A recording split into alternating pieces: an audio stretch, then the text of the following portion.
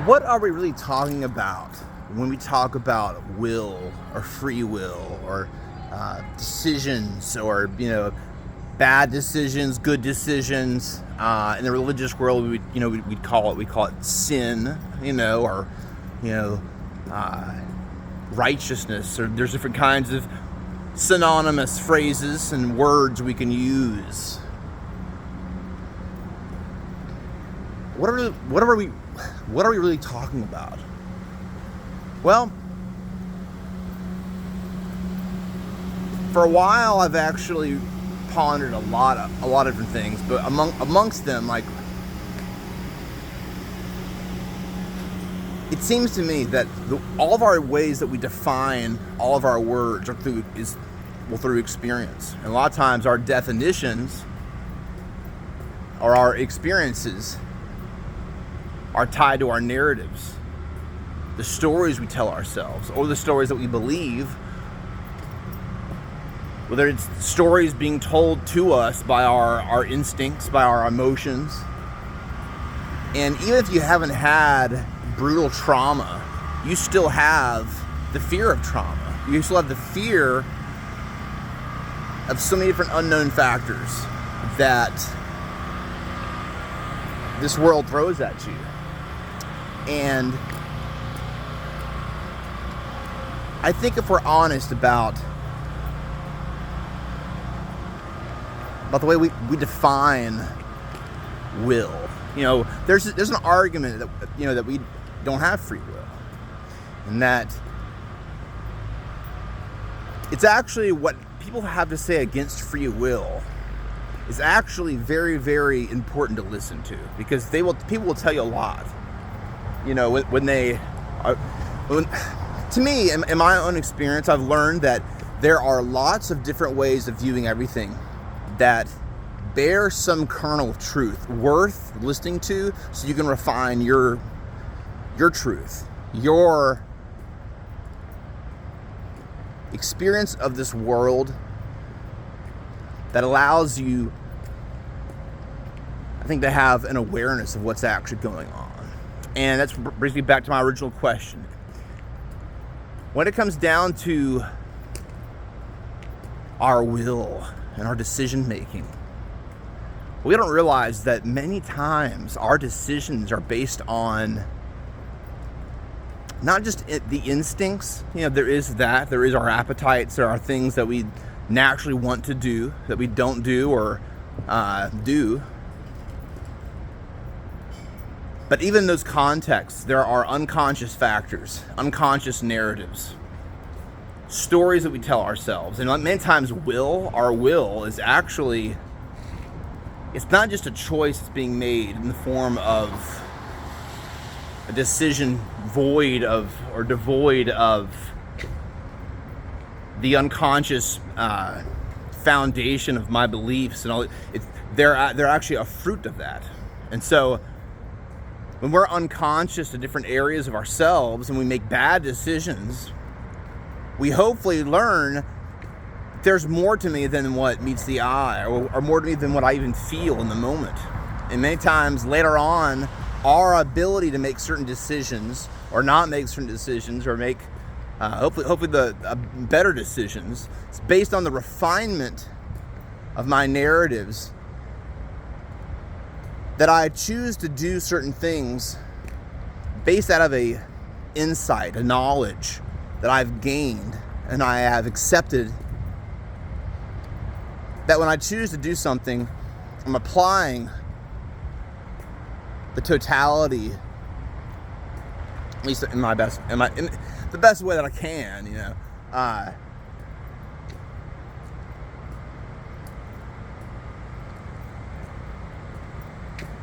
I'm applying where I want to go. I'm also applying where I've been. And to really make conscious where we really want to go requires processing where we've been. Or we will continue to make the same mistakes over and over again, keeping us from where we really want to go. And if we have a lack of ambition in this world, I think people too often have ambition towards the wrong things. They think ambition is outward success, as far as, how much money you make, what position you have, what status you have. And those things in themselves are good. But if you can't enjoy that status, if you don't have authority and dominion over yourself, over your mind, you're really able to feel like you've processed your life in a way that is, there aren't things that you're trying to ignore and things that you've locked away in a box somewhere. You've faced your dragons and you've learned to slay them. To me, that's ambition. There is no grander ambition than slaying the dragons that haunt you and have haunted you.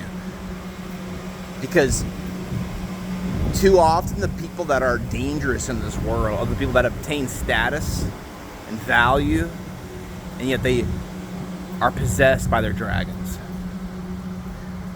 They haven't faced them. So the dragon hides in the dark and possesses their will. In the moments where they are, many times even on the surface, happy and positive, there is a thinness in their soul that they can't even see. We can feel it as we try to engage them in certain ways. And many times, especially in the dating world, the quicker you can find people out by their values and by their lack of them, if someone's right for you or not. And bad decisions to get in bad relationships are contingent on a lot of factors, that exist long before we make the bad decision.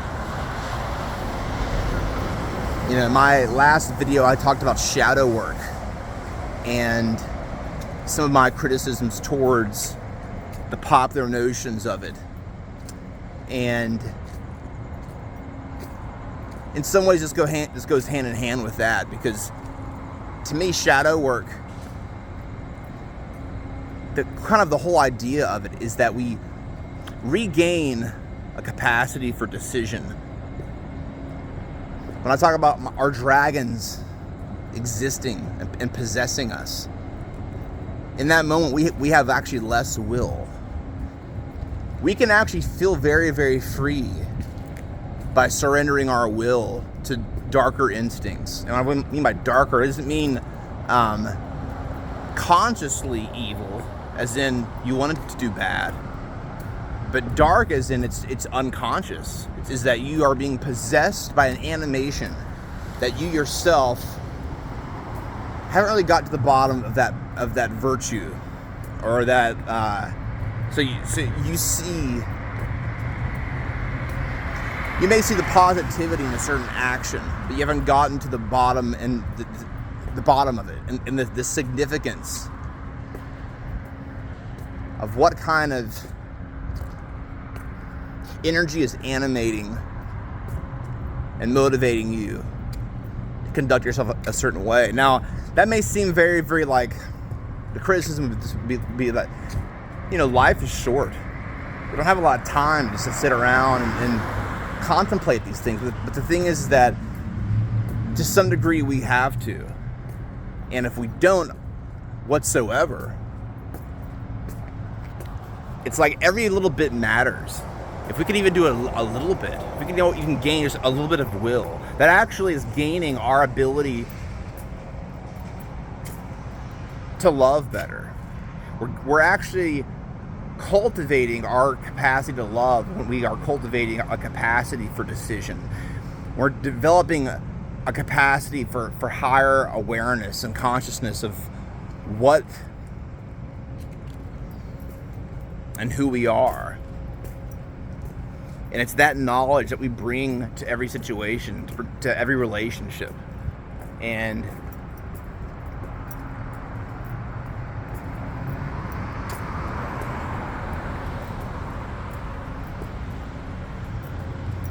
you know, the anti-free will people have a point about there being determining factors that determine our actions. What they don't tell you, though, is that the whole business of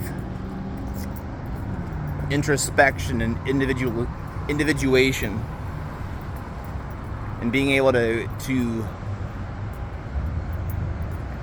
observe our instincts and observe our beliefs, that creates the capacity for us to gain more will. So actually, for me, in lots of ways, I'm kind of in between. Like, I'm kind of I believe in like a meta will. I believe that like free will isn't just that, okay, I choose Pepsi over Coke. Free will is that I do the work to understand myself and I become more free, so that free and the condition of our will is many times contingent on other factors. It's contingent on facing the capacity to choose my freedom, to choose my autonomy. But that freedom itself is a choice made. And that's really the only free, I would say, choice in lots of ways we have, is the decision to try to obtain more freedom. So whatever degree we have it, we want to cultivate more of it.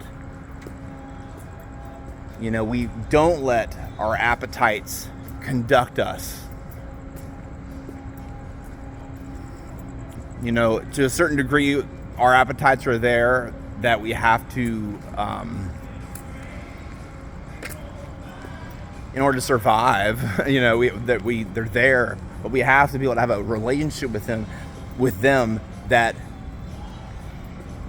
we're not subservient to them. Our lives, the purpose of our life is not to just eat, poop, have sex, and die. You know, I mean, I think we all know deep down there's something more at work within us, in our lives, hopefully.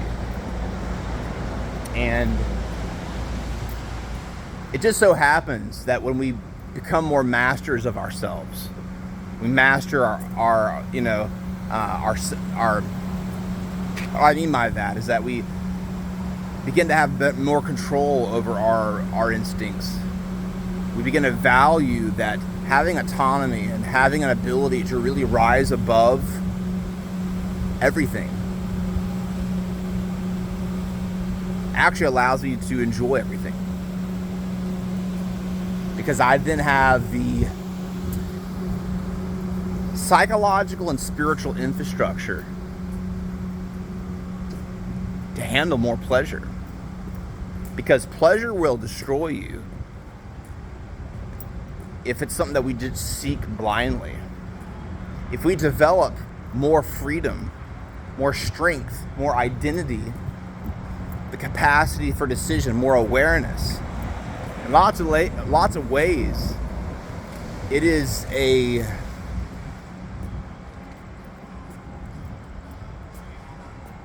makes possible that the spiritually minded person can experience more pleasure than the hedonist, because we expand ourselves and our capacity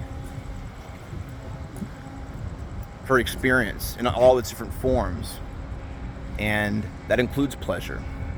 So we should cultivate, and we must cultivate, will and free will. We shouldn't just assume that what's demanded of us in our lives is something that we never can develop more of. You know, the pressures that we feel and the weaknesses that we feel oftentimes are things that expose to us and need to grow. And we can't be afraid of those experiences, nor should we be afraid of the fear of growing or the fear of feeling exposed. We have to embrace all these sensations and realize that really the only way that we're going to have a life of rich love and capacity for decision is by growing our capacity for will.